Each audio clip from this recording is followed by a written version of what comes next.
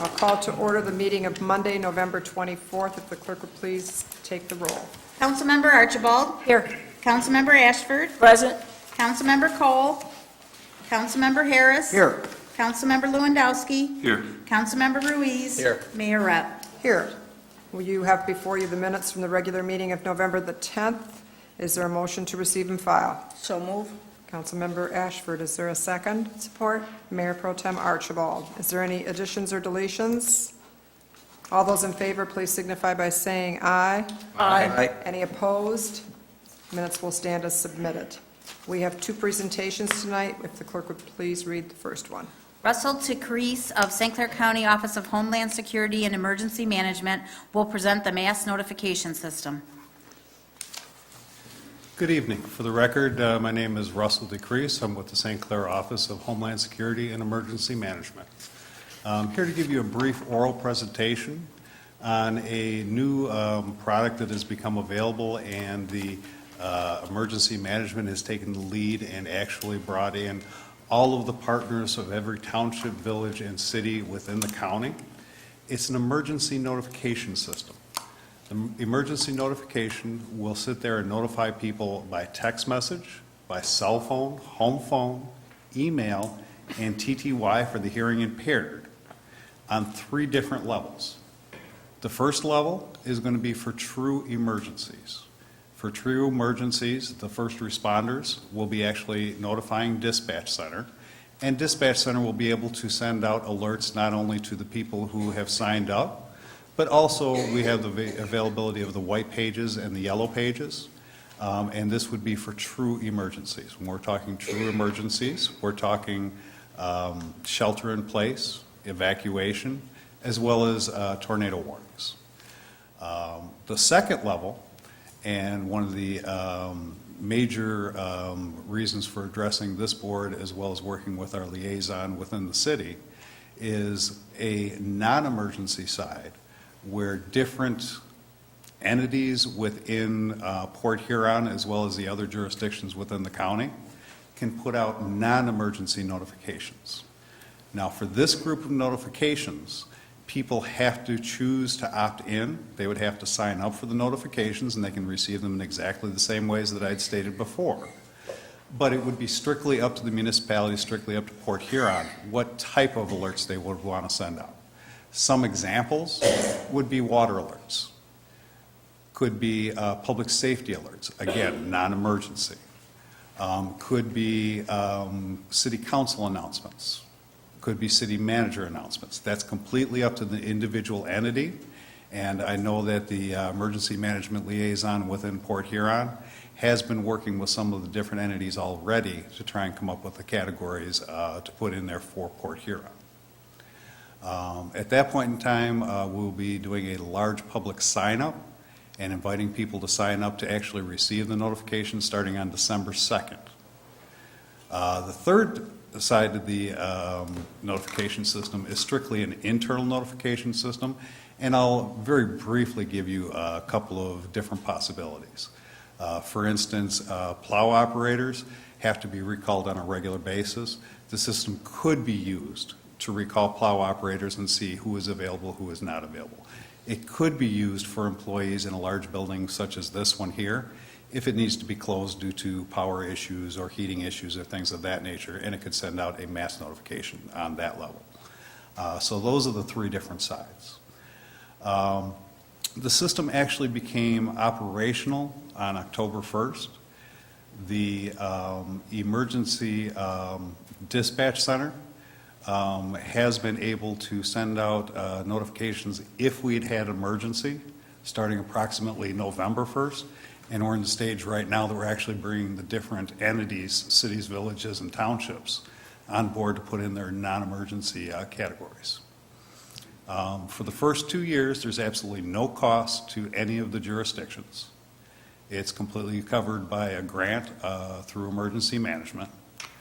At the end of that 2 years, then we will be coming to each individual village and city and giving them a specific price based on the number of people who are going to participate.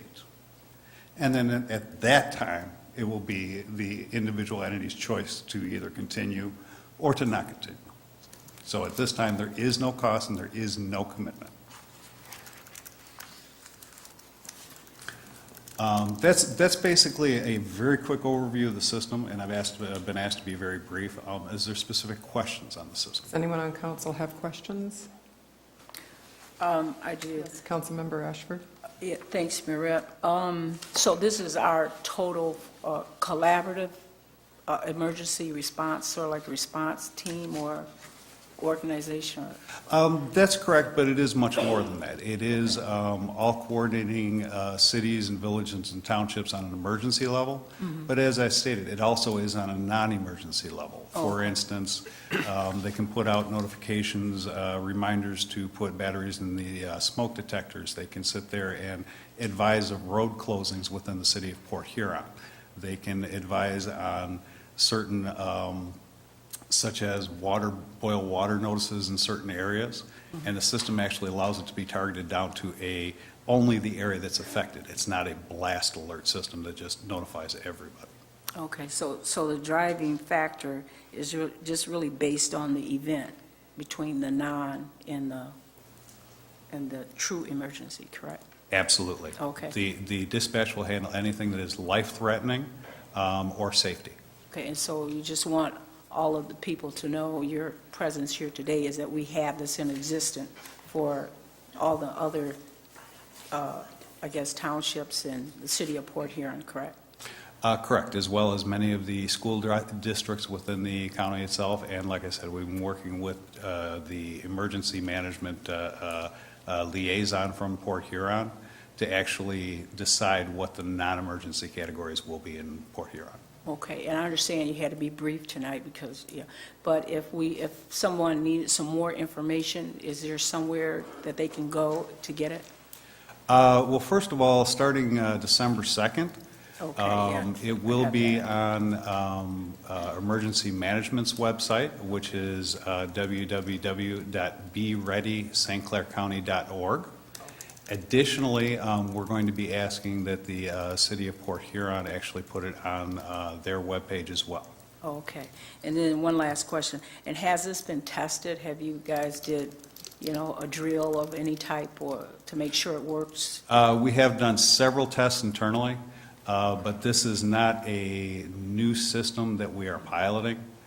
This is a system that is actually in use throughout not only the United States, but also Canada and the UK. Right. They have approximately 500 million people that are covered by this system. Okay, well, we just want to make sure the system works. Absolutely.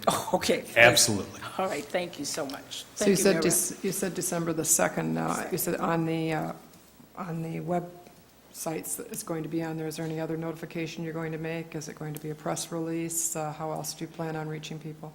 There's several different things. First of all, from the emergency management level, yes, we are going to have newspaper ads, we're going to have radio spots, we're going to have even little trailers before the films at the movie theaters. So we are doing media blitz, but we are also asking all of our partners to put information out in every means that they have available, be it a newsletter, be it their website. Some places are putting it in with the water bills or the tax bills, Okay, because truly the system is only as good as the amount of people that sign up. that's very true. So I was wondering how people were going to find out about it. Is there any other questions from anybody on council? Thank you. Thank you for having me. You're welcome. Presentation number 2. Kim Harmer, Planning Director, will give a verbal report on the status of code case number 14-009 located at 2008 Minnie Street.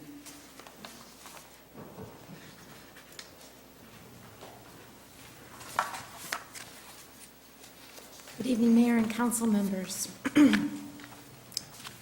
Pardon me. The property at 2008 Minnie Street, as you recall, we reviewed that at the last council meeting, and council asked for me to give them a bit of a progress report and some information that we were able to do some research on regarding the property. A letter was also sent to the property owner of record, Mr. Reynolds, on November 14th, outlining what his requirements would be or the expectations in order to come forward and work with us so that at the following council meeting, we have a definitive progress report for you as to whether or not he's entered into a work agreement or other items that he may have made progress with. I did also send a memo out to each of you, and the memo sort of recaps what our research has found for us. It outlines the manual meter read shut-off bill that is still due. It also takes a look at the past due fines and fees under our code enforcement office for blight. This is with regards to 3 city-ordered cleanups that the city took care of and then paid for and was not reimbursed for, as well as 2 administrative hearings that Mr. Reynolds failed to appear, and the fines were adjusted as such. Those would still continue to include interest and penalties each day that they're not taken care of. Under the rental department, we found there were 2 civil citations issued. Those civil citations were issued in October of 2013, and they were because we received a complaint in the neighborhood that the property as a 2-unit appeared to be rented to someone, although there were no utilities turned on. And in fact, we found that complaint to be valid, talked with the tenant and residents, and issued those citations. We also double-checked with the county treasurer's office with regards to past due taxes, and again, those will continue to incur interest and penalties for each day that they're not paid. I discussed with them the potential for entering into a hardship agreement, and their records indicate that twice before there was such an agreement that was brokered between the county and the property owner, and there were no payments that were made in accordance with those agreements. They were a little leery to entertain the idea of entering into a 3rd hardship agreement, but they said that they would let our office know if such an agreement occurred. It would not be until February, though, that they would review something like that and give final approval, as is their normal process. We did mail the new letter on the 14th to Mr. Reynolds at the address that he indicated on November 6th of this year, which is when he first changed the address for his contact information with the county on the property. And then we did a rough estimate, and I must point out, of course, it's very rough. The utilities are not on, so as far as how those utilities would operate once they were turned on, our inspectors had to make some guesstimates. But as I mentioned, it's a 2-unit.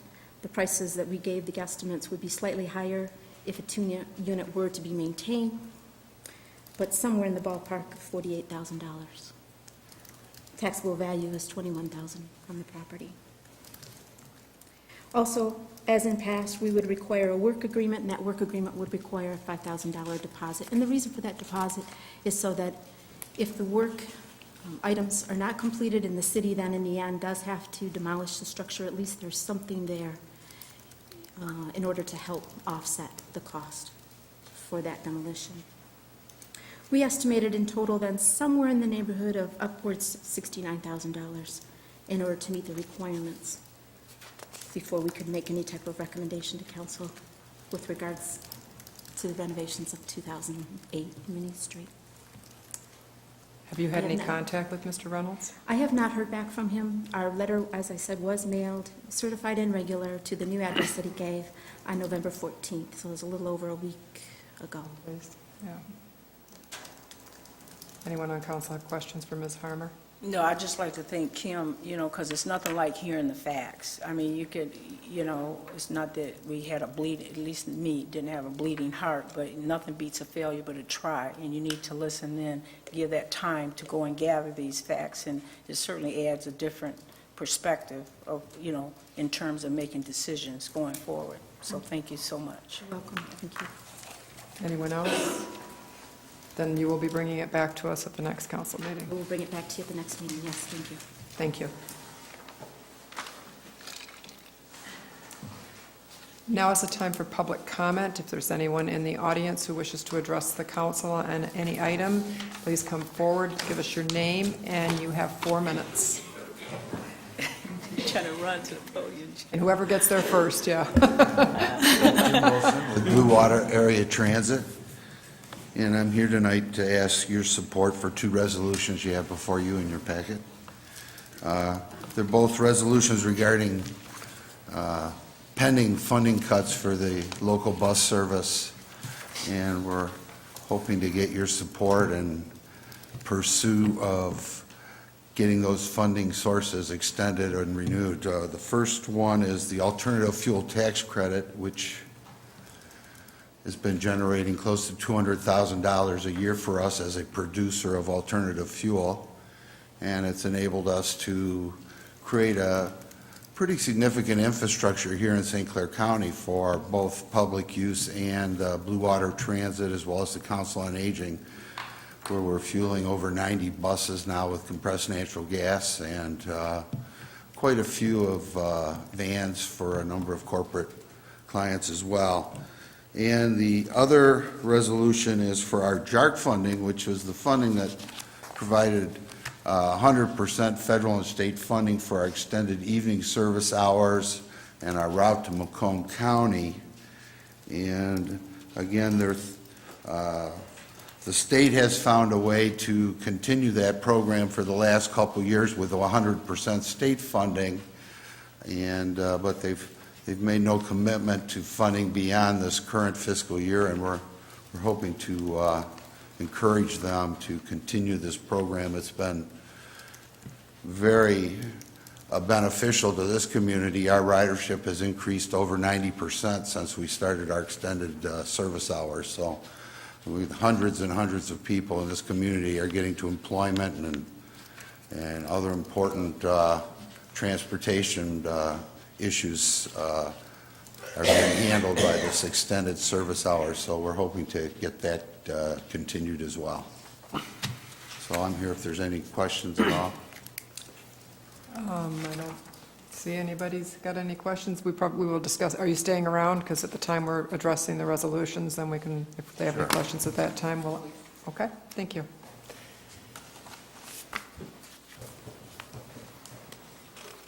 Next. Yes. Here just to discuss Could I have your name, please, first? James Zimmer. Okay.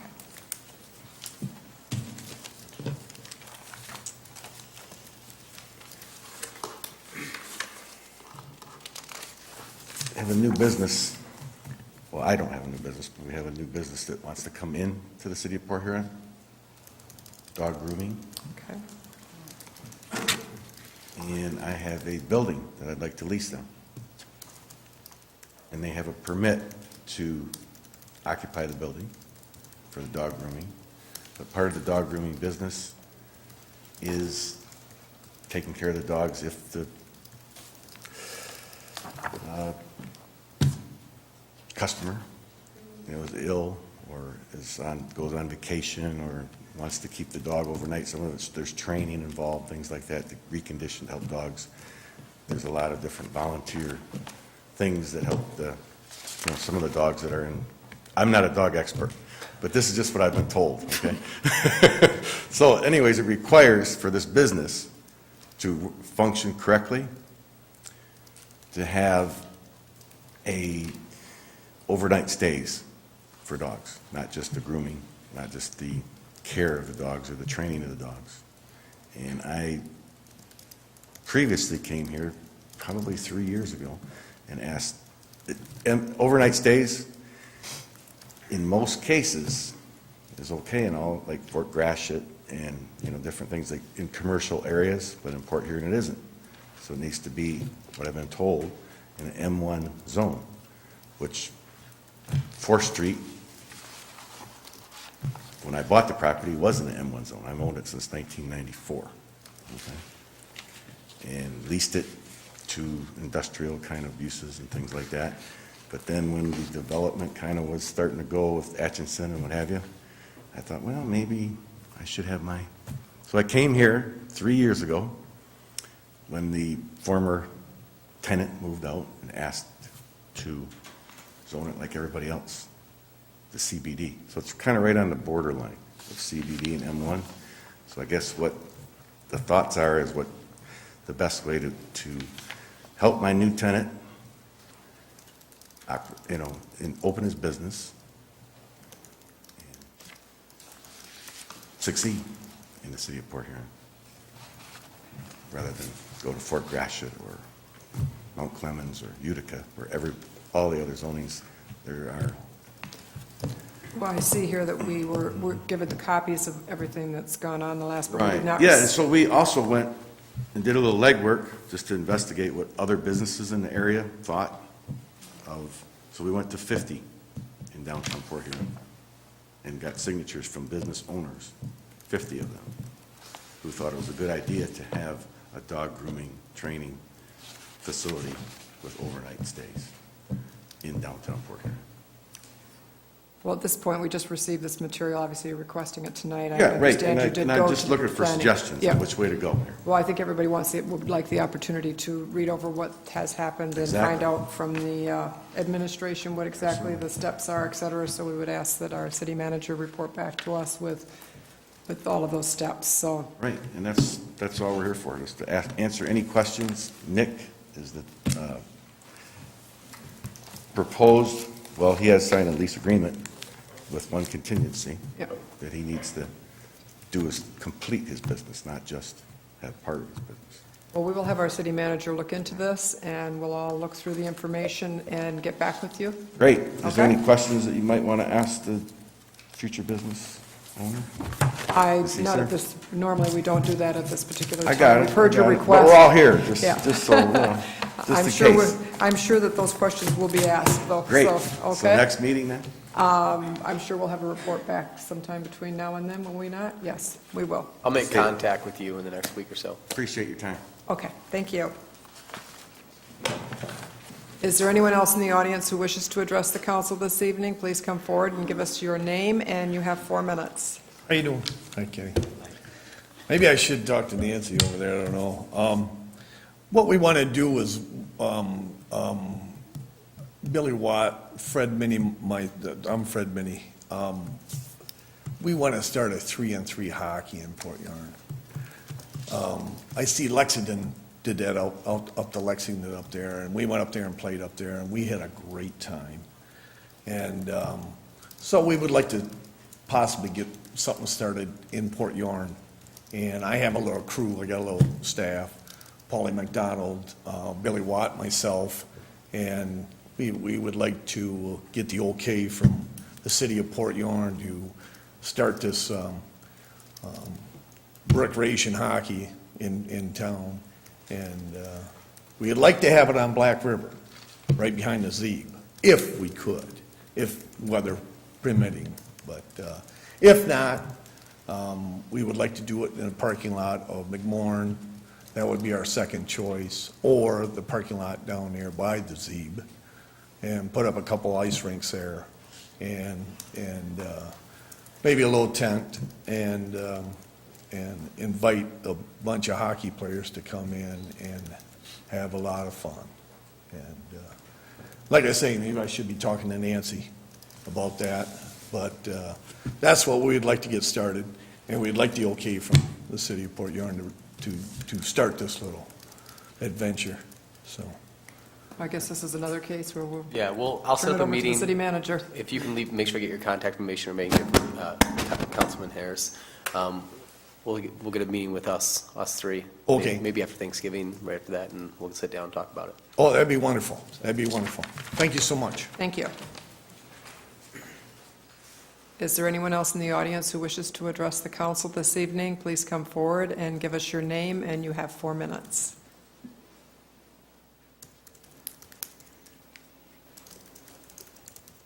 David, I think I'm here, okay. David Ellingwood from Port Huron, Michigan. I noticed on my walks around town on Glenwood, and I believe it's Huron Avenue, there's a former gas station, and they're leaving cement blocks, if they're not on the sidewalk, close to it, and I think they're barrier blocks. And they're a safety hazard for people with low vision. I just want to call it to your attention of the safety hazard, being that close to the sidewalk, the right-of-way. Thank you. Thank you. We'll look into it. Hey, Rep. David had mentioned it to me before, and I did a drive-by, and there are a number of those things that either someone's walked along and they've pushed a couple off close to the sidewalk. Yeah, they've been there for a Normally, while. they've been back. They have, Yeah. it seemed to me they seem to be floating around. Yeah, I think And I've they are. I've gotten bruised on my leg here. We will most certainly check into that. Probably tomorrow, have somebody go out and look. Thank you. Is there anyone else in the audience who wishes to address the city council this evening? Robert Grattan. I just received a letter from the city about your new zoning ordinance, the new zoning law you want to put for my area I live in, that Mr. Harris lives in. Councilmember Ashford, I appreciate the fact that you like facts. The city sent us this letter saying you want to move it from R1 to R, so there'll be no rentals in the area, I believe is what it is. And what I'm lost at, there's no facts. There's no reason why the city is wanting to make this change. None whatsoever. It just says we're going to make a change. And number one, I don't think the city has enough industry in this area to stop new rentals. And if people lose their houses, or if people move out of the area, and they only have one group of people they can sell to, and that's the people that have money to be able to buy a house, there isn't anybody. My kids I have 6 daughters, they're all out of state, 2 in Utah, 3 in Utah, 2 in Alaska, 1 in Texas. They're not going to live in my house. Either an investor will have to buy it, or somebody that can afford a house will have to buy it. With no industry in this area, you're just going to, I believe the city's making this new rule so they can steal houses from people. People can't sell them, heirs won't pay taxes on them, and the city will just steal them. Mr. Grant, I appreciate that. I would encourage you to attend the Planning Commission on December 1st. That was notification of a hearing to discuss. It's just proposed at this point. It's something the Planning Commission is going to discuss, and they would more than welcome your public But it's comment. proposed, why is it proposed without any information? Why is there no facts? It's just a proposal. Someone's going to make money off it somewhere. The city doesn't change ordinances just to change ordinances. They change them to make money. Thank you. Is there anyone else in the audience who wishes to address the council this evening? Seeing no one, I'll declare oops, I'm sorry. Pauline like banging that gavel. I did not see her get up. You had a lot of thrust behind him. Did you hear one? Boom! Like, Hi, I'm Laura Rigby, and I live here in Port Huron, and I'm also the instigator of the ordinance that you guys have to figure out how to write to go with our newly elected charter amendment that we just passed. I do appreciate the fact that you guys are moving on this so quickly. I know this was probably a real pain in the neck to have to get done. I haven't seen the presentation that the public safety that the commissioner is about to do yet, but I have heard enough comments in the newspaper to know that our council seems to take a real strong position on nothing is going to change. And marijuana to the side, I'm having a little bit of a problem with that, because you're saying that this law that I went and I exercised in this right that I took and I used, and I passed a petition around, and I got other people in my community to say yes to this petition, yes, we need to vote on this. And then thank you for a great city clerk and an awesome county clerk. There was no hassle on getting it on our ballot. We did not have some of the drama that other cities did, and I do appreciate that, and I do recognize that. I guess what I'm trying to say is, since we have had this ordinance pass, and I do know that we're not a creature of the state. I do know that we are our own ruling body. I didn't go to law school. I'm not a politician. But I did pass government as required in my 12th grade high school. And what I had to do in my 12th grade high school is I had to take the most important right we had, and I had to write a 5-page paper on it. And the right we had to defend is the right to vote. And I just really think that with the fact that as a whole, the city has passed this charter amendment saying they want marijuana to be a non-issue in their town. I do know that we have 30,000 people and only 6,000 showed up, but it still got over half of the 6,000. When I started this last February in our coldest election we had, in our little city election, I got over half of those people who did show up to sign the petition that day. So I believe that over half of our city does, at some level, agree that marijuana should not be used or be a reason for our resources to be used against something that cannot harm us anymore. We know with the sciences and the hearings and I can give you, and I have given some of you, a whole list of reasons why we should embrace this and try to look at this as a whole new industry. I'm kind of going in circles, sorry, a little nervous.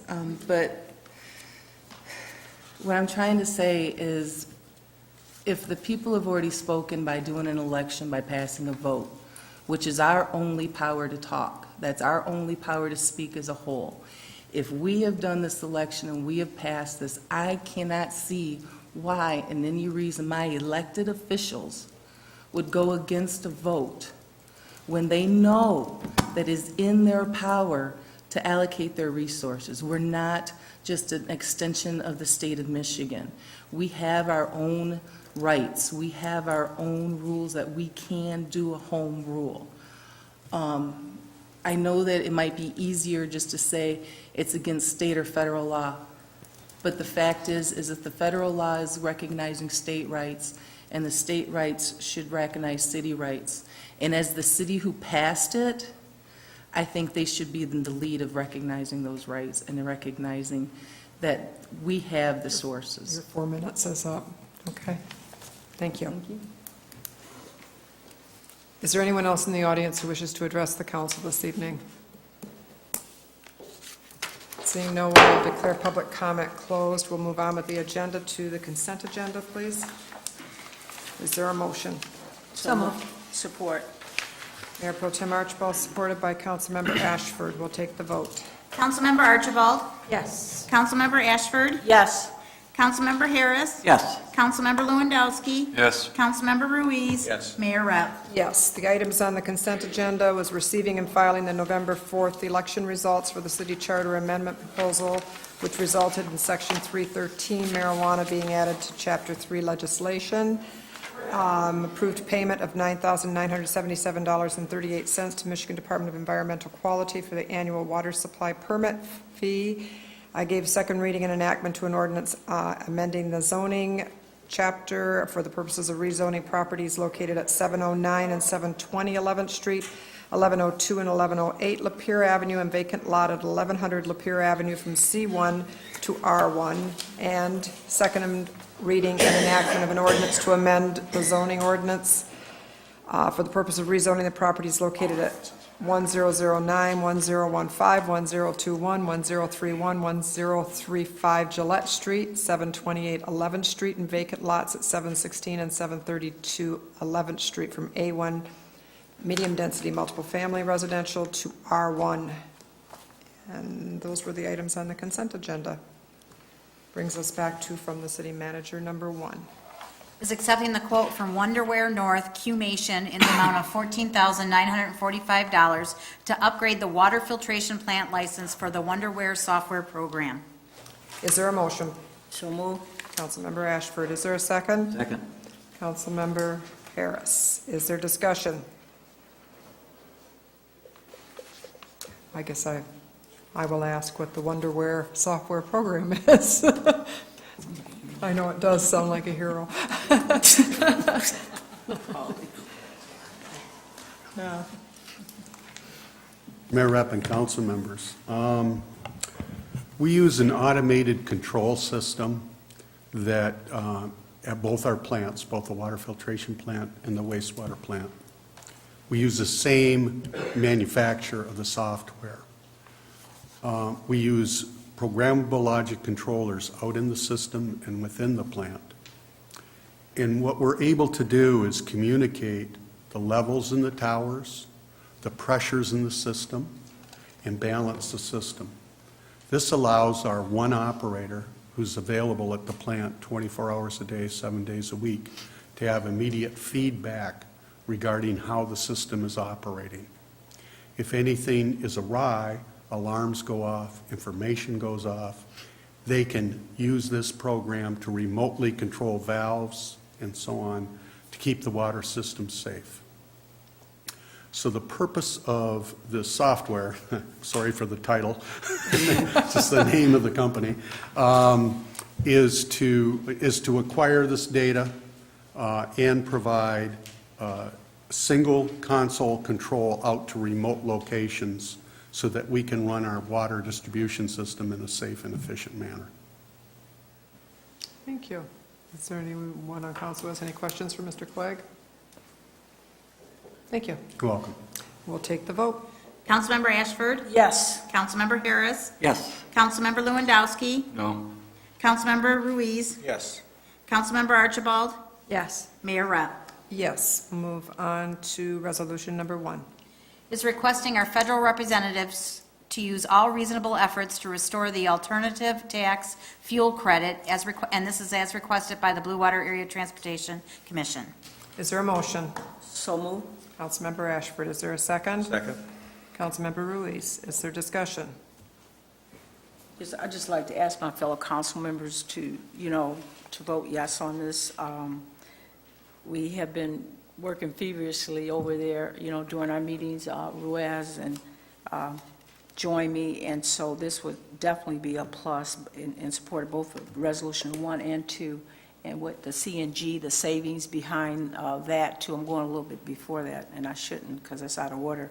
But anyway, we'd like for, support on this resolution that's before us. Thank you. I guess if I could give my Go ahead. personal opinion on it. I recognize that this would be a plus for Port Huron, but it's a tax credit, which means it's not like a tax exemption, it's a tax credit, meaning it's actually money coming in. My only issue is the federal government currently has $16 trillion in debt. We have nearly $500 billion in annual deficits, and the money has to come from someplace.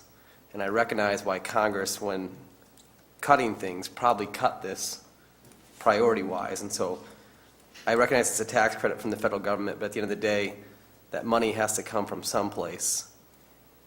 And I just think that's a concern. There's no such thing as a free lunch. And with $16 trillion in national debt, $500 billion in annual deficits, is this the priority of government? I guess that's my only thought, but that's my own personal opinion. Mayor Rep? Yes. What I've seen, and even before being alternate person on the Transportation Committee there, I've watched the growth, and I see this as a service. If I thought this were almost nonsensical grants that sometimes pop up, like as in revising or rehabbing buildings so that they reflect on 1940 structure, those things could drive me crazy. This one I see as a service. It keeps the bus service that I see and have watched and monitored in terms of what kind of financial stability they provide to the community. And it's good, it's strong, and I think this is money well spent because it's just servicing our community, especially a group in our community, I think, that deserves that kind of support, if at all possible. And your comment about I was speaking just the waste, to the tax I realize that. Yeah, And just the tax the wasting of the money and such that we have at the level, I'd look at this as a pittance. If we want to clean our house, then it starts at a bigger scale than something like this. Thank you. Thank you. Mayor Rep? Yes, Councilmember Lewandowski. This is questions for City Manager Freed. Is this grant money or tax credit money, is it going away completely for all cities or just? I'm not sure. I'm actually not an expert on that. Anita would probably know. It's all, yeah, it's all cities. All cities, That's- yeah. And if I may, Mayor Rep? Yes, go ahead. It's all cities, and all this is an attempt, to bring this from our table, from our meetings out to the public, asking for this help, as is the rest of the state, and we might get and we might not, But if we just sit here and do nothing, paraphrase as you did with the water rates, it's the same thing. We might not even get it, you know, but certainly we can put our legislative people on notice that, you know, we support this for our surrounding areas as far as our bus transportation is concerned. Does that answer? Thank you. Fair enough. Yep, thank you. We will take the vote. Councilmember Harris? Yes. Councilmember Lewandowski? Yes. Councilmember Ruiz? Yes. Councilmember Archibald? Yes. Councilmember Ashford? Yes. Mayor Rep. Yes, item 2. Is supporting the federal reinstatement of job access and reverse commute, known as JARC, funding percentages and the continuation of 100% state funding of Blue Water Area Transportation Commission's JARC program until federal funding is restored. This also was requested by the Blue Water Area Transportation Commission. Is there a motion? So moved. Councilmember Ashford, is there a second? Support. Mayor Pro Tem Archibald. Any discussion?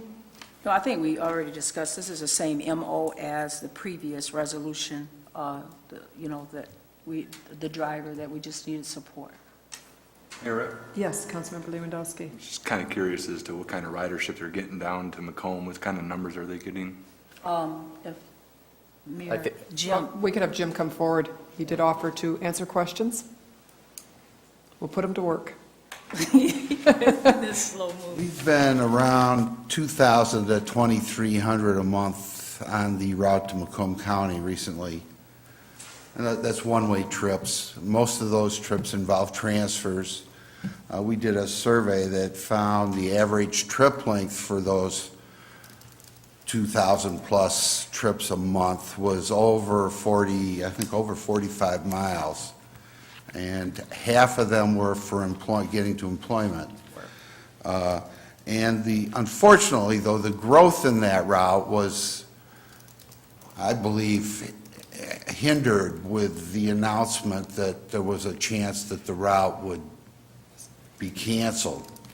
Because the ridership abruptly leveled off and even took a little bit of a dip after that.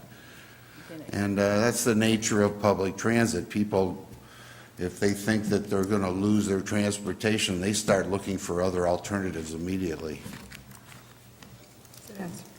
Okay, anybody else? Brett, I Yes, think Councilmember I Harris. don't know if Alan has a concern, but I have the similar concern because I've heard the address is the amount of ridership for the long-term, the one that goes south along the river.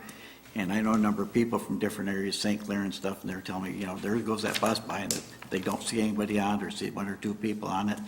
And I know we're not a profit-making thing, but is it worthwhile? Well, to the 30-plus people that are counting on it to get to work, I'm sure it is. Again, this program was a federally initiated program. It was part of a long history of programs designed to get people off of welfare and into employment. This particular program, as it was a continuation of those welfare to work programs, was for new transportation services that were designed to help low-income people have access to employment. And we did a big countywide outreach. We had about 40 people that attended a afternoon session to prioritize additional or new transportation services that they would like to see that met this criteria, and the regional route was the #1 choice of that community-wide outreach. So it's been a long time want from a lot of people, I think. I think Dick Cummings here was even at that meeting. So years ago, I believe Greyhound operated a service that connected Port Huron with the Detroit area. Without this route, there's really, you basically, if you don't have your own transportation, you've got to catch Amtrak, I think to Flint or Lansing to catch another train or bus to get to Detroit. It's really, for a lot of our county that considers itself part of the southeastern Michigan area, it's really not a very good connection without that regional route. Mayor Rapp? Yes, Mayor Pro Tem Jim, Archibald. is this, the JARC program, is this does this money go directly to you, or is this the money, as in past, that it goes vouchers to the rider? Well, we did initially have a voucher program in there, but the vouchers have been wound down in order to further extend the evening service hours. So initially, when we started the evening service, we only extended Monday, Tuesday, and Wednesday till 10 o'clock, and we were already doing Thursday and Friday. And the voucher program helped a lot of people out in a very tough time economically around this community, but the interest in further extending those service hours and the ridership growth that we were seeing, led the commission to decide to phase out, after about 3 or 4 years, start to phase out the voucher program and further extend the evening service hours so that we now run to 11 o'clock Monday through Thursday until 3 in the morning on Friday and Saturday. So again, helping people get to their employment in the restaurants and entertainment businesses downtown, and a lot of people riding on those extended service hours. Thank you. If there's no other discussion, we will take the vote. Councilmember Ruiz? Yes. Councilmember Archibald? Yes. Councilmember Ashford? Yes. Councilmember Harris? Yes. Councilmember Lewandowski? Yes. Mayor Rapp? Yes. We'll move on to item 3. Is approving the sale of various vacant parcels of city-owned land. Is there a motion? So moved. Mayor Pro Tem Archibald, is there a second? Second? Councilmember Ruiz. Is there discussion? Mayor Rapp, Yes, Councilmember. I know this is a practice that we're really trying to stress right now is to sell adjoining properties to a number of these property owners. But I guess this question is mine, and I know a previous council member brought up the fact that the city has a lot of vacant properties that we have for sale. Well, we have 3 connecting lots right next to her that are adjacent to the property that we're going to assign to Mr. Fisher on Cedar Street. And I guess my question is, when we're going to start marketing these other properties that are in that area? We have, like say, 3 consecutive lots that are on Cedar Street right next to the other lots, and I think that we have to start marketing this piece of property. I mean, let's get them on the tax rolls. And I agree, Councilman Harris, and I think in the future we'll probably do a mailing to adjoining property owners, let them know that's available, if we have not already done that for some of these property owners, which we have, so I agree with you on that. Any other discussion? Mayor Rapp? Yes, Mayor Pro Tem Archibald. According to this map, we have 5 properties in a row. And is there a possibility of replatting those and selling them as 2 separate properties to build on?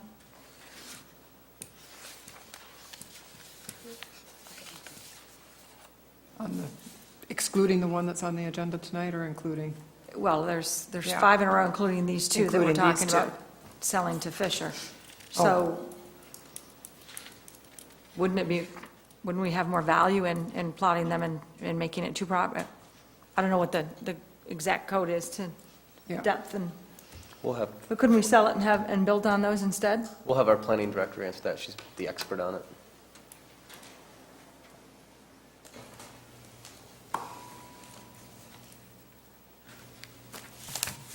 Mayor and council members, on the one on Cedar, the reason that we opted to go ahead and sell to Mr. Fisher those 2 lots, he had an easement, for lack of, I guess, a better word, agreement with the city in 1994 to be able to use that land to access a garage on his site.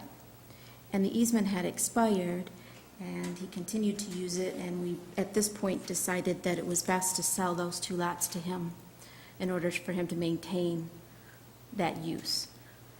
After all of this time, it was almost of an adverse possession, if you will, type of a situation. The reason we weren't going to sell the other 3 lots, if I remember correctly, is that we had checked, as we always do, with other departments in the city to make sure that there's no need for those lots, there's no other easements, utilities, staging areas, anything of that nature. And it came back to us that the engineering department would prefer that we hold on to those other 3 lots at this point. And so we're doing that at this point. If they become available later on, we would then turn around and ask that those be considered for a buildable lot and to be sold. Both properties are, I believe, also currently in the M1 zone, which is industrial, and I suppose back in the early 90s when we gave that easement to Mr. Fisher was with the idea that at some point development would be there to expand some of the industrial use. But because it's really of only benefit to him at this point and the number of years that have gone by, it seemed like the right thing to do. So Maybe ask what the reasons are the engineering department's asking us to hold that. that's what I was just trying to ask Bob, and honestly, my memory has faded me. There's a storm sewer that goes through there, and there was a variety of reasons why, because of the placement of those 3 lots, we didn't want to sell them, and Mr. Fisher really only needed he only really needs the other one. I understood about that part. But we wanted to sell him the 2 since he's mowed it and maintained it and used it for his access. So, Yeah, sorry to put you on the spot. No, that's too, okay, because that's okay. Yeah, Mayor and Council, there is a storm sewer that, when Cypress was separated, we didn't have a place to put storm water, and there was an old storm sewer that ran through there. We rehabilitated that storm sewer, and that serves Cypress, that currently serves Cypress Street, and that's how we achieve separation in that area. So we discourage development of property over and above our sewers, because if there's ever a need to access that sewer in the future, it could hinder the public's ability to have repairs done to the sewer. So we advise that we would like that space reserved so we could access and repair that sewer. Thank you. Thank you. Any other discussion, questions? Take a vote. Councilmember Lewandowski. Yes. Councilmember Ruiz. Yes. Councilmember Archibald. Yes. Councilmember Ashford. Yes. Councilmember Cole. Got to extend the A. Councilmember Harris. Yes. Mayor Rupp. Yes. How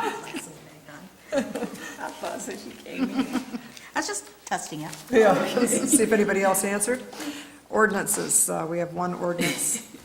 Is being given its first reading and is an ordinance to amend Chapter 34 offenses, Article 6 offenses against public morals, Division 1 generally, Section 34-250, use and/or possession of marijuana of the Port Huron Code of Ordinances, and is it being hereby amended for the purpose of updating the section to reflect a November 2014 voter-approved initiatory petition proposal.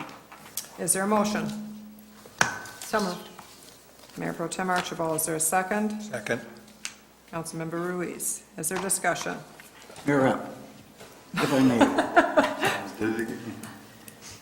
I don't know if it's proper right now to ask for the withdrawal of item C on this proposal here, and please let me tell you why. The young lady made some references that it was a drawn conclusion that it was going to be adopted and it was going to be otherwise than what she had circulated or petitioned. Well, I don't know about the other commissioners here or council members, but I was never contacted to ask my opinion and stuff, and I think it's what do you say, kind of irresponsible to tell people that we've already made a decision. I think that what you did to petition the citizens of Port Huron was fine. I think it's a great job, and I have no intention of violating your wishes in this amendment. Real quickly, before we go on, to explain the reasoning behind the ordinances, the charter was amended by a vote of the people, and to respect their wishes, we are removing language that would conflict with their charter amendment. So this simply strips any conflicting language out of our ordinance. What we wouldn't want to have is ordinances not keeping up with the charter and there be conflicting and confusion. And so this is more of a housekeeping measure to, again, abide by the wishes of the voters and remove that language from our ordinances and our charter. I wonder if we, before we go on further with questions, if we could have Chief Reeves explain, if he would please, exactly what's going to happen. Sure, Mayor, Council. We've probably been coming to this moment for quite a while, and I get an opportunity to comment on this. I would agree with a lot of things that have been said in regards to people recognizing and utilizing their right to petition democracy. What I can tell you from a police department's perspective is that I take an oath that's administered by the city clerk and by the state of Michigan that I am bound and sworn to uphold, and I can be criminally charged for failure to enforce local ordinances, state law, and applicable federal law. Now, that's not to say tomorrow that the feds are going to come in here tomorrow and arrest Chief Reeves. I get the big picture there. Here's the process that'll happen with the Port Huron Police Department. Our operation and what we do when we come in contact with somebody will not change from yesterday to tomorrow. We come in contact with somebody that has, as an example, 1 ounce of marijuana. On a regular basis, we write that up and send it to our city attorney. Our city attorney is also the county prosecutor. That's how we're set up. That's how our city government's set up. The county prosecutor makes the decision on how to charge. He can either charge by the city ordinance, or he can charge by state law. Totally his decision. I've spoken today with the county prosecutor. I've spoken with some federal authorities in regards to our operations at the bridge, and they've made it very clear to me that the federal authorities of the bridge will be calling the Port Huron Police Department for enforcement under state law. Anybody that's brought marijuana or those type of things into the country that we come in contact with. Additionally, cases that we send over to the county prosecutor, he has made it aware that he will prosecute those cases under state law. He is the ultimate law enforcement officer for the county. He makes that determination. I recognize the fact that there's a very strong belief, and I don't believe we're in a drug war. I don't buy that. We're not at war with our community. We're in partnership with our community.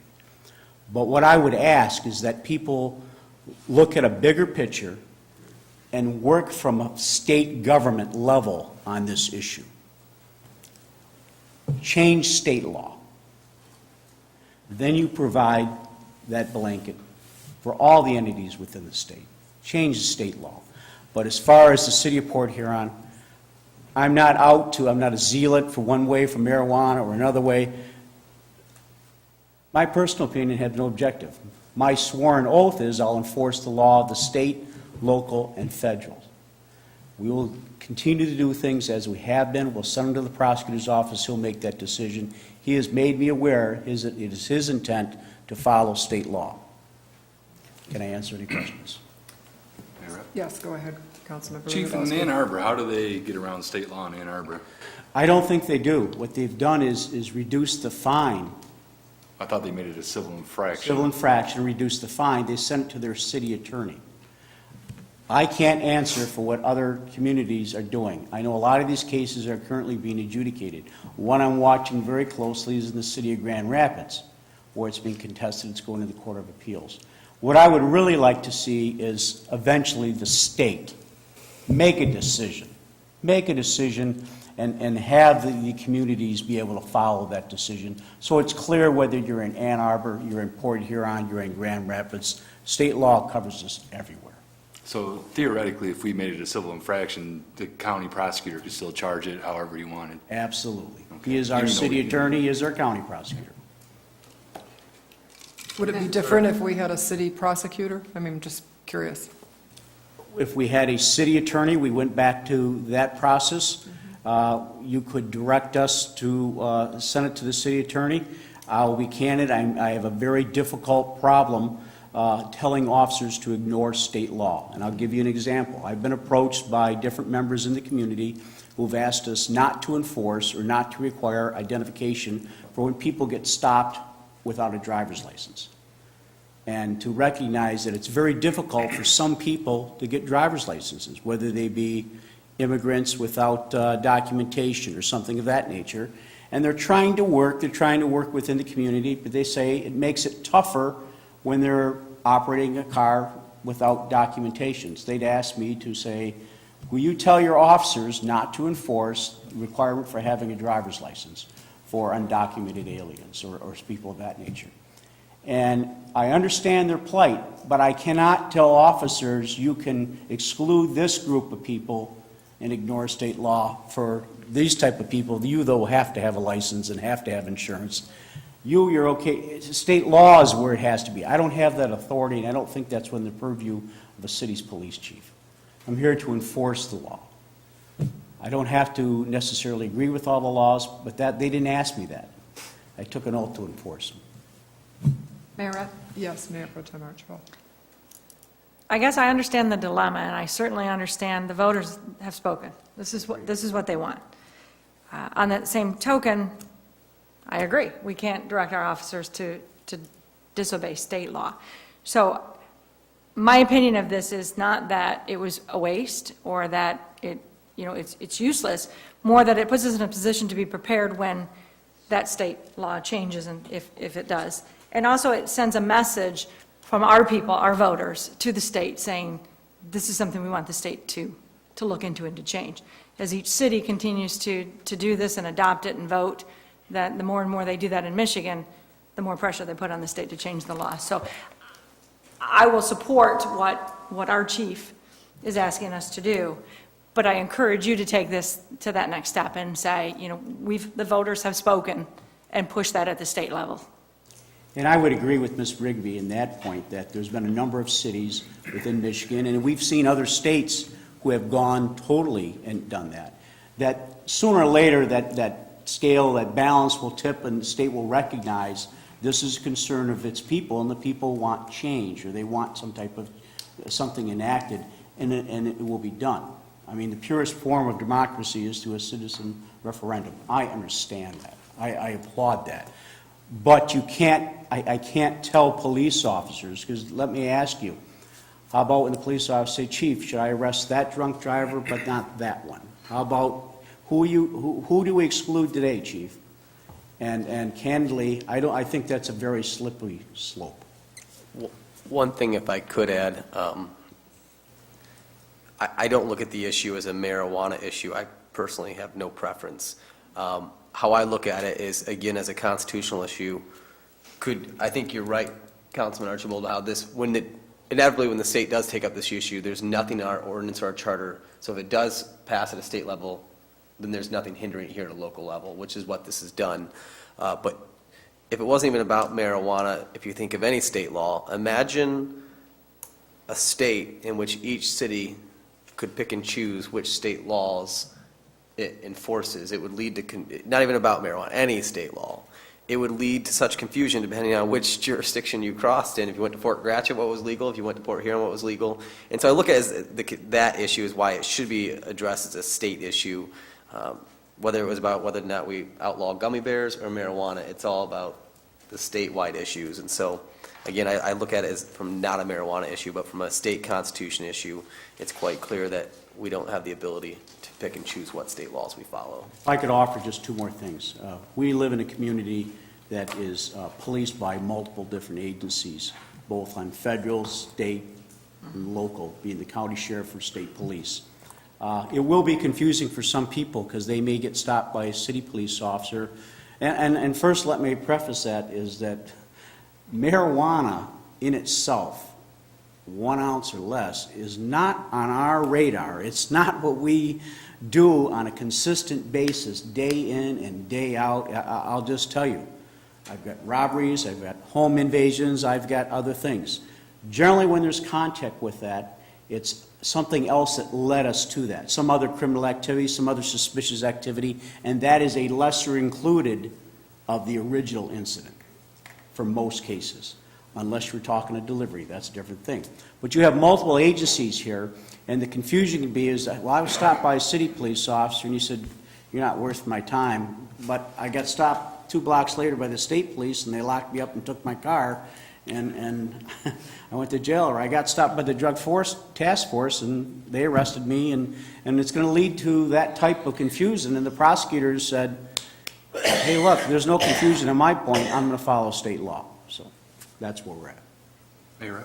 Yes, Councilmember Lewandowski. 2 questions, I guess. One, you said there was a case over in Grand Rapids right now. Is it something similar to what, they got a legalization? A little bit different. The ordinance was wrote, and I'm paraphrasing now, and maybe Todd can comment, is that one that it was the amount was left open, and the city manager made a determination that it would be 2.5 ounces or less. That was by the city manager. But the second part of the ordinance I found was interesting, is that the ordinance strictly prohibited police officers, ordered them not to forward and tell the county prosecutor or the state prosecutor, or any federal authorities of their contacts or arrest or anything with that. So they were prohibited from doing what they're sworn to do. Real quick, just to clarify, it was in Grand Rapids, it wasn't actually an ordinance, it was actually a voted, the charter amendment, whereas our charter amendment here that was adopted was much smaller and more essentially to stripped us of anything in our charter prohibiting it. In the charter amendment in Grand Rapids, it directed that law enforcement officers will not report. So the charter amendment was greatly different than ours, where here it wasn't an ordinance, it was a charter amendment. There's a kind of. I'm just curious, is if somebody got caught, obviously, and they had less or more than what they were allowed to have, so they're being sued because the ordinance was different than what state law is? Well, I can't speak specifically to Grand Rapids, but yes, that's my understanding. And then two, and I know everybody keeps saying we can't circumvent state law, but it sounds like if we had our own city prosecutor type individual, we could, and at that point. Well, then you'd have officers saying, I arrested this person under state law, chief. This is a state law violation. And then I'd have to give that officer an order that he disobey the state law violation and send it to a city attorney. Are your officers MCOL certified? Pardon me? Are your officers MCOL? They are absolutely MCOL certified, and I was just going to say that they take it for certification. The state has the ability to pull it, and I'm not saying that they would do that, but we do have a certification. And here's my dilemma. What do I say to that officer? He says, okay, chief, tell us what classes is not allowed to be arrested this week. Or how about, you know what, chief, we don't arrest anybody. How about we just, you pick, you know what I'm saying? And I know it sounds ridiculous, but candidly, you're telling police officers, and sometimes we get in that arrest and ticket mode, and it's not a good thing. I want us to weigh it on its totality and have empathy for people and try to solve problems. But we come down to these type of things. Well, no, I get what you're saying, but I'm saying, so say if your officer does arrest somebody, they have a small amount on them, and then they give it to the city prosecutor at that point, you can just say, no, I'm not charging because our city amendment says you can't, or it's legal in the city of Port Our Huron. city attorney could say, I refuse to charge. So essentially, we can circumvent state law, not through your officers, but through a city attorney. It would require a separate charter amendment, because our city charter explicitly states that there will be nothing in the charter that conflicts with state law. So we'd have to do another charter amendment. There's already something in there that conflicts with state law now, then.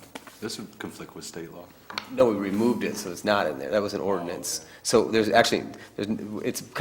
silent on the issue now, whereas it was explicit in the ordinance. But our city charter states that nothing in the charter will conflict with state law, paraphrasing there. So we would have to do a separate charter amendment to remove that, which would be opening essentially Pandora's box. Or essentially, you could just hire a city prosecutor who has the understanding that you don't charge because the city voters asked for that.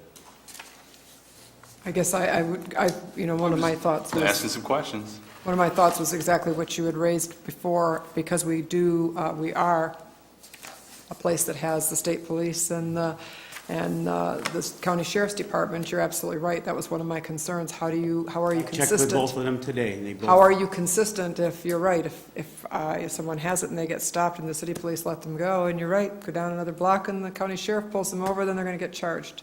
Should have went the other way then. I mean, that's, But they're whether not you going get busted to. by a state police or a sheriff, it shouldn't make any difference on that. I mean, if it happens, it happens. You got busted by the wrong people at that point. Well, that's true, but that would be, you're very right, but that would be very confusing to our citizens. And I guess, when you said you signed an oath, so did all of we sign an oath when we took office that said we would obey all state, federal, and local laws. I mean, there's many cities out there that do that, that make it their lowest priority. Obviously, it is right now in our city, but there's obviously other cities that go about doing it, and there's no repercussions. And I'm sure Ann Arbor has state police, and I'm sure they have sheriffs. You just mentioned something I guess I want to bring forth. It is a low priority.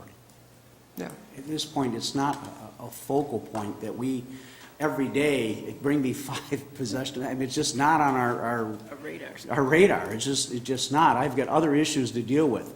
and it's generally something that's always something else. I mean, you know what? I understand your private property. We're there, if we come to your private property, we're there usually for another issue, and that's a minor issue at that. In the past, these cases have been taken to the county prosecutor. He charged them city-wise so the city could receive the fines and costs. Now he'll charge them by state law through the county. That's your decision as to how you want to employ the prosecutor or the city attorney. But he wouldn't get, if you had the city prosecutor, he wouldn't get that charge sent to him then if it... Well, then I'd have to deal that with the officers. I'd have to research that. Oh, I'm just asking questions. I'm just curious as for General order that myself. says too, so. all these cases shall be determined to go through a city attorney. I'm saying if we had the city attorney, I have a question for our attorney. Todd, are we able to draft an ordinance that conflicts with our charter language? No. So if the charter language says you cannot pass a law, we'd have to do a charter amendment to remove the confliction with state law, correct? Before we could pass an ordinance. Well, you can't have a charter amendment that conflicts with state law. Okay, so what you have here is, the ordinance before you, just to go back to this issue, is we had a petition. It said that we can't have an ordinance that has certain prohibitions. So what we've done is changed our ordinance. It doesn't change state law, and as drafted, it doesn't directly conflict with state law because it doesn't change state law, and it can't change state law. So what I've drafted in this is, if you look at paragraph A, that's basically your old statute that we have, that's the ordinance we have right now on the books. B just basically adopts that petition language to say it's not going to be an ordinance violation if it meets these criteria. Subparagraph C really does nothing different than the law exists. In fact, it's not even necessary from a legal standpoint. The only reason I added that in there is because of all the confusion that this caused. I thought it would be unfair to have a citizen who perhaps supported this petition, and then the ordinance is changed, and then falsely assume that what they're doing is legal because they're in Port Huron. So I wanted to make sure that they know we can't change state law and we can't change federal law, and this doesn't mean you can't be charged or prosecuted under state or federal law. It's just, I put it in there because I thought it helped people not get trapped, not understanding, that there are various levels of the law. There's federal, there's state, and there's municipal. So that's all I've done here. Interrupt. Yes. I guess Councilmember maybe Harris. that's where I kind of maybe went over the line a little bit, because I support the police department and I support our public safety directors. My big question, would this work without Section C? And you just made the comment that it was kind of an afterthought and stuff, and that's the only question that I have. I think it would work without. Yeah, it's legally, it's not required because it's stating what is already legally exists. And that is it can't conflict And I and support change that. state or federal law. And so I just put it in there as more of an optional language because I was concerned that somebody might get caught misunderstanding what this really does. So, That was my concern. and just one other thing I'll say is that our ordinance made this a misdemeanor, a 90-day misdemeanor. Under state law, it's a 1-year misdemeanor. So it's actually worse under state law. So you're saying by changing it now, the fine is bigger than it was before? Well, what The you're amount doing of is, time, yeah. you're creating a situation where your county prosecuting attorney used to have the ability to charge 90 just under days. the ordinance for a 90-day. Now he has up to Now a year. now it's a 1-year misdemeanor under state law. Yes, that's So they've actually what increased the happens. penalty. They've removed the option of Of a charging lower as a penalty. Yeah. 90-day misdemeanor. Yes, go that ahead, leads into my Councilmember. question then is, if state law is, it's a 1-year misdemeanor, how does Ann Arbor do it as a $25 civil infraction? Because they charge it the city charges it as a civil infraction. So is that instead of something that we can do here in the city of Port Huron then? You could, it really comes down to your prosecuting attorney discretion as to whether they want to charge it, just like we have now, the county prosecuting attorney who, by contract, handles the city's misdemeanors, would decide to charge under city or state law. But we couldn't now because the charter amendment that they Charter just passed amendment, you'd have to prevents switch that us back around. from, so if we wanted to do what Ann Arbor did, we can't because of the charter amendment they just passed, correct? Correct. This is different than the Ann Arbor one, clearly different from a legal standpoint. So we could have, what would have been, if they wanted the Ann Arbor result, they could have brought a proposed ordinance change to us to make it a $25 fine rather than do the entire charter amendment. Right, and that ordinance, of course, you know, when you're dealing with 1 ounce of marijuana or less on private property or the transportation of that for private use, yeah, you couldn't bar that. However, we don't have With our an own attorney, ordinance. so we'd still had to prosecute under state law anyway. We'd had to get our own city attorney to do that. Or direct our current attorney to prosecute as a service So special. I have a follow-up to that, and you referenced, because we do have the state police right here in our very own building. If you let me go, 2 blocks later, they pick me up. I understand that part. What about in my own house? Same thing. They come. So there they can for come to my whatever door, reason. even They if I'm come doing there nothing for else wrong. They have a legal reason to be there, and you're in possession, they'll arrest you for the 1-year misdemeanor. And under state law right now, that is a legal reason to be there. Yes, So it's illegal. where you're going to come to my door if I've done something else, and you're going to find it, they can come to my door for only that, regardless of what we do. They'd have to fall within a legal right to, have access to that night type thing. But if you have come in contact with the state police, they've informed me they will enforce state law. In which case, they could do that, even if we get our own city attorney. Yes, they could. And we As do will all the of that county because sheriff. they're here. They can do it anyway. As will the county sheriff. Okay, thank you. Am I right to, Very confused. for the people, it almost like they shot themselves in the foot here by going with the full-blown charter amendment rather than doing a proposed ordinance? Because now we don't have the Ann Arbor option, because we're not allowed to put anything in our charter that addresses it. And so now they've increased the penalties, so if you do get caught. So really, for the proponents of marijuana, this was like a step backwards in Port Huron. Yeah, I'm not going to comment on that from a legal Just standpoint. from my legal standpoint, that's fine. From a legal standpoint, we have to change our ordinance because we have a charter amendment which says we can't have an ordinance. Let's just get a statewide Certain petition things. going to get this thing. Yeah, because it does Bring still a send the statewide message to petition, the I'll state. sign it. Get it up here. Any other questions for either one of the gentlemen at the podium? No? Okay, thank you. Thank you for your explanation. If there's no other discussion, we will take the vote. Councilmember Ruiz, Yes. Councilmember Archibald, Yes. Councilmember Ashford, Yes. Councilmember Harris, No on item C, yes on the rest. I guess I'll have to vote yes, but I do object to paragraph 3 or C. Councilmember Lewandowski, Yes. Mayor Rep. Yes.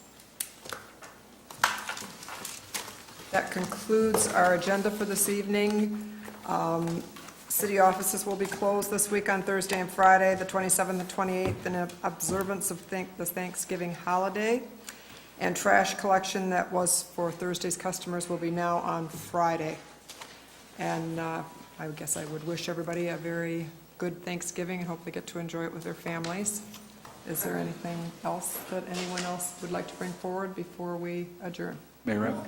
Yes, Councilmember. I just have a Lewandowski. question about the leaves, I guess. I know mine didn't get picked up last week because some of the snow, they didn't come earlier in the week, and I put them out on Sunday, but just curious if they're going to make that extra trip back through again.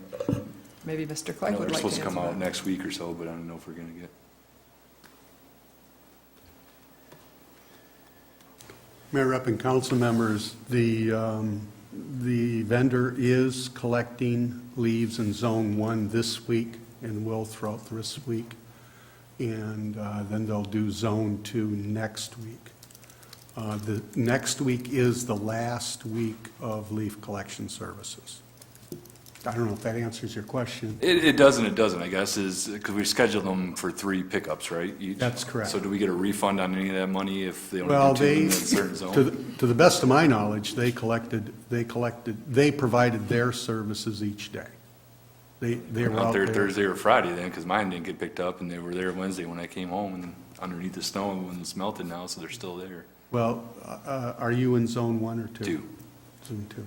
They'll be out next week. I get that part, but I'm asking, did we schedule them for 3 pickups? Do we I- get a refund on some of that money if they only do 2? In response to your question, they'll be out next week, so if your leaves are out there next week, you'll have an opportunity to have them picked up. Were they out there another 2 times? I think that's what you're asking. Is this the third time? No, I'm not asking that at all. I'm asking, are we getting a refund No, if oh, they I only meant- come out twice instead of 3 times? Well, that's what I'm saying. Did they come out another 2 times? No? They mean come out another 2 times? I mean, They've been out was this once, and they're once? coming out one more time. Okay, so that's only 2 then. Yeah, okay. That's what I meant. Well, to best of my knowledge, and I'll verify this, but I don't believe they stopped operations last week. No, there could have been, there was snow there, and there were leaves covered up. And hopefully, this next week, we won't have that problem, and if the leaves are present, they'll be picked up. But I'm not aware they stopped services. I'll double check that, but I'm not aware they stopped services. I'd be pretty impressed if they picked it up Thursday or Friday then. Okay? Yeah, it was pretty Hopefully nasty. that answers the question. Is So there- this week is the last week for Zone 1, and they will be out all this week. And Thursday, they won't be working, but they'll complete the Zone 1 this week, and next week, they'll complete Zone 2. Hopefully, weather permitting. Anything else? Yes, Councilmember Ashford. Is Santa Claus coming to town on what is it, February? Oh, he's not coming on February. He's not coming in February. He is coming on Friday night. The He parade is coming on downtown. Friday. And did the council, we got an invitation or Yes. something? Yes, there is, everybody. What? I'm on the naughty list. Okay, but anyway, I think, I'd just like to encourage some participation if, council want to get on, because we had a whole bus by ourselves. Was you and I and Sherry last year. Yeah, and Sherry made a lot of noise, and then we picked up a lot of other people. I don't know who they were, but we had fun. Friends and family, it was cold. She was picking up people. Yeah, but They anyway. needed a ride. The parade is Friday night. Downtown starts at 6 o'clock, so, and Santa will be there. Yes. Anything else? One last comment. Is the administration going to address the issues of the tipping fees for garbage collection and how the effect is going to be? I guess I'm kind of disgusted that the county has raised the tipping fees and they've kept the Canadian fees at a lower amount. They didn't raise the Canadian fees at all. That's an excellent question. We actually budgeted an $8 increase in tipping fees. It was only $6, so our budget was projecting an increase. The county was pretty honest with us. As for the other part with the Canadians, I don't know, so take it up with your county commissioner. But I will say the county was very forthright with us in the beginning, what to expect. We budgeted for 8, it came in at 6, so there's a little wiggle room there, which, to be quite frank, that fund needed. It's quite tight. We will be looking at in the future how we bid out our contracts. Appreciate it. Anything else? I move we adjourn. Okay, meeting adjourned.